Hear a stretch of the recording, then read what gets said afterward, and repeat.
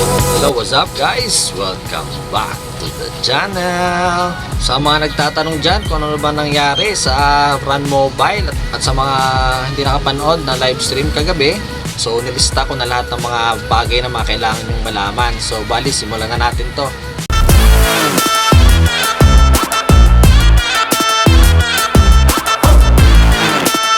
No more OBT link sa OBT Bestie.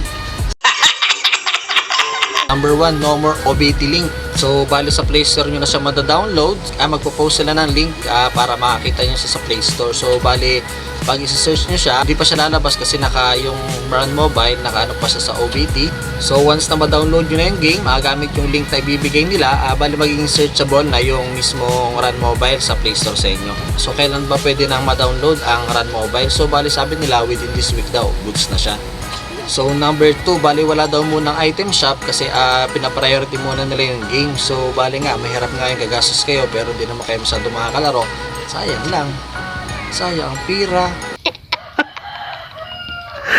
So number 3, bali once na ma-install nyo na yung game, yung mga nakalaro na nung OBT, lahat ng items at yung mga quest nyo, wipe out na siya. So bali ang matitira na lang ay yung level nyo, yung skills at yung gold nyo.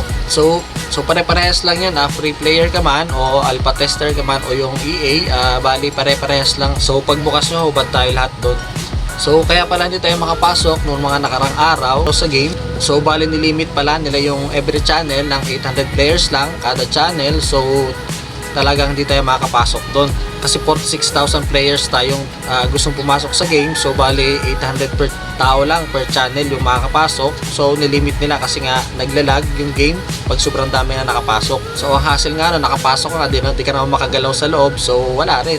So dahil doon, napupunta sa number 4, yung VIP channel. So bali yung VIP channel na yun, funded siya ng community. So tayo yung magbabayad doon.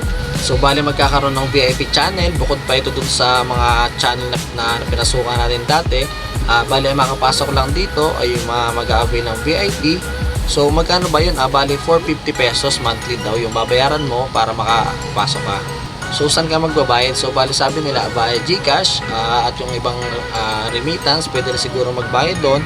At sabi nila yung VIP naman na yun, same drop rates lang daw yun, walang additional.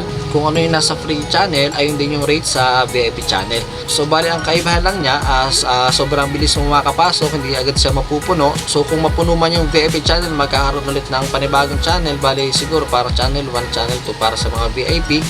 So paano ba i-avail tong VIP na to? So bali magpupusa lang daw sila ng link or QR code para ma-avail ito. So bali join na lang siguro kayo dun sa Guilded na pinost nila, parang Discord siya. So bali dun sila nagpo-post ng mga update. Post ko na lang rin yung link ng Guilded dito sa comment section, so makikita nyo na rin. So bali number 5, bali hindi pa rin siya available sa iOS kasi mahigpit daw ang iOS. Nagawa naman daw nila ng paraan para maayos na, so bali ongoing pa siya. So ano ba yung minimum requirements ng game sa phone? So bali 4GB yung minimum niya at Snapdragon 665 pataas ang kaya tong game na to.